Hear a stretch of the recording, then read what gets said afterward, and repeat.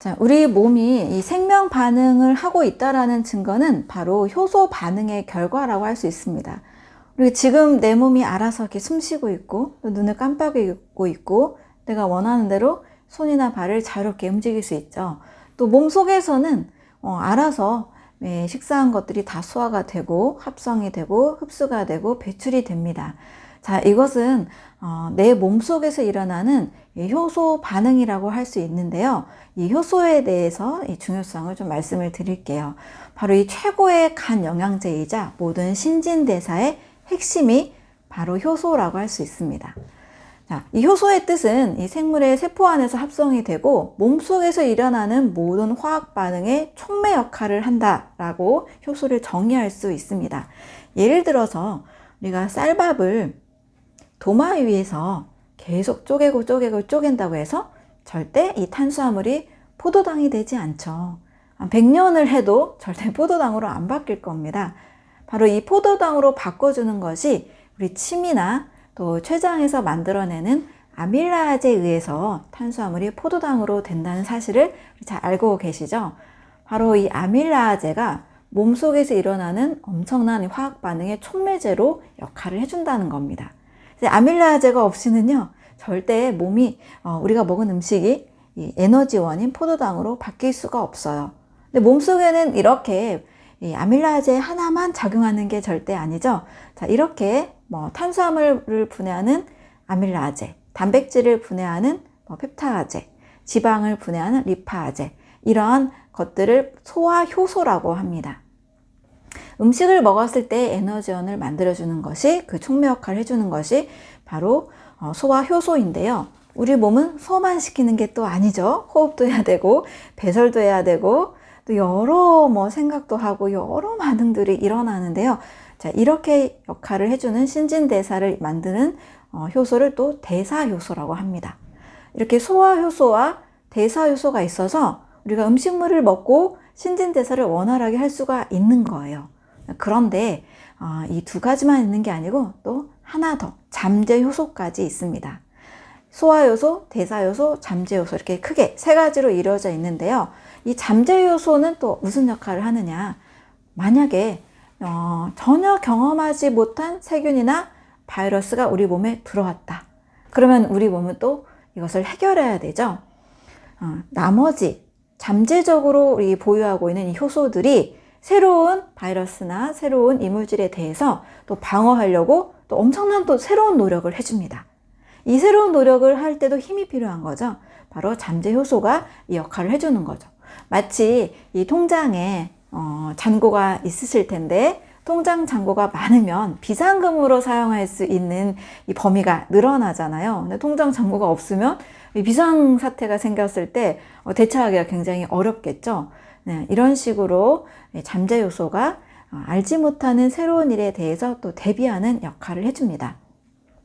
그렇다면 몸에 이 생명력이 넘치고 건강하고 또 질병도 오지 않도록 예방하고 이런 모든 일들을 해내는 것이 바로 효소의 힘이고, 효소가 많을수록 이 일들을 잘 해낸다라고 할 수 있습니다.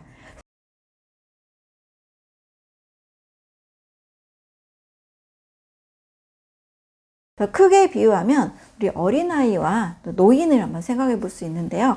어린아이들은 어떤가요? 입에서 침이 막 줄줄줄 흐르잖아요. 아이들 막 침 닦아야 되고 수건이 필요하죠.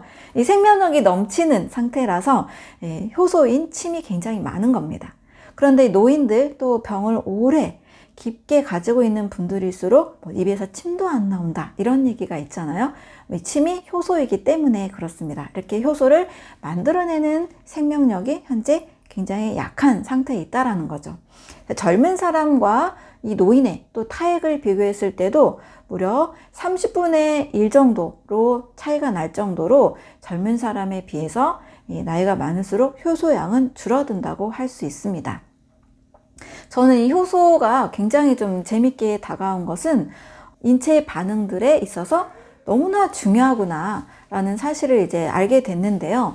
효소의학이 사실 많이 발달하지 않아서 우리가 음식에 있어서도 뭐 탄단지, 비타민, 미네랄, 뭐 식이섬유 이런 건 되게 중요하게 생각하는데 효소는 상대적으로 잘 느끼지 못하는 것 같아요. 그런데 건강에 있어서는 결국 탄단지, 비타민, 미네랄들이 모여서 만들어내는 그 결과물들이 바로 효소라고 할 수 있고, 효소들이 인체의 생명 반응을 일으키는 주인공이다라고 할 수 있습니다.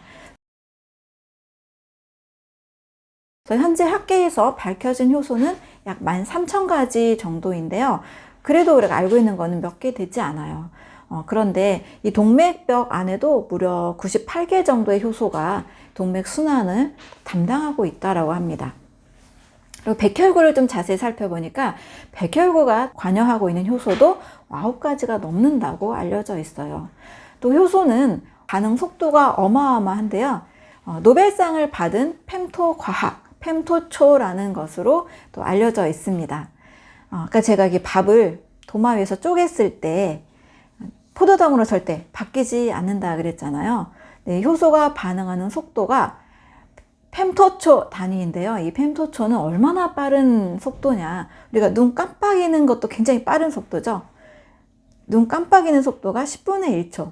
또 총알이 또 나가는 속도도 굉장히 빠른 속도죠. 뭐 100만 분의 1초라고 합니다. 그런데 1펜토초는 무려 1000조분의 1초예요. 우리 효소 반응이 이 펜토초 1000조분의 1초 단위로 너무나 빠르게 움직이고 있다는 사실입니다. 그래서 포도당이 분해되는 속도가 150펜토초, 식물이 광합성을 하는 속도가 350펜토초래요.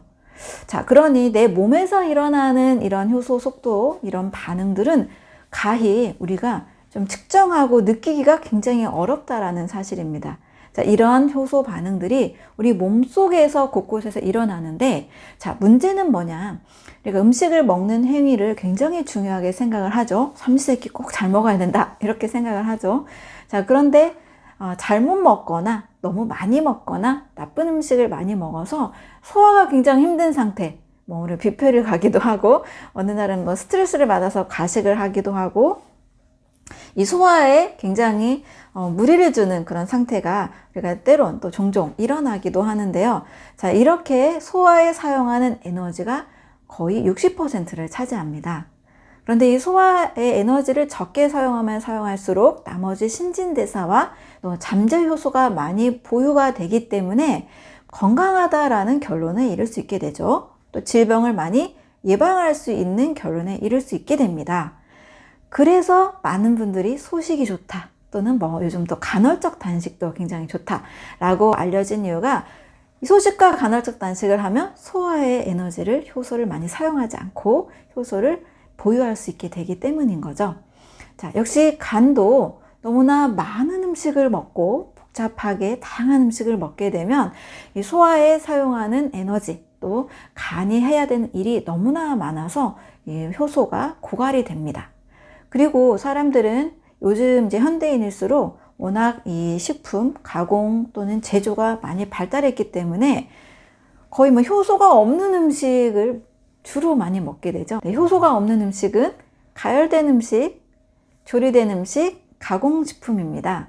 우리가 탄단지, 비타민, 미네랄은 계산해서 뭐가 몇 그램 들었다, 뭐가 몇 그램 들었다 해서 중요하게 여기는데, 결론은 가열, 조리, 가공된 음식에는 효소가 다 파괴된 음식이라는 겁니다. 이 효소는 42도가 넘어서면 활성이 깨지게 돼요. 그래서 매일 가열 조리된 음식만 먹거나 가공식품만 먹게 되면 분명히 우리 몸에서는 문제가 발생하게 됩니다.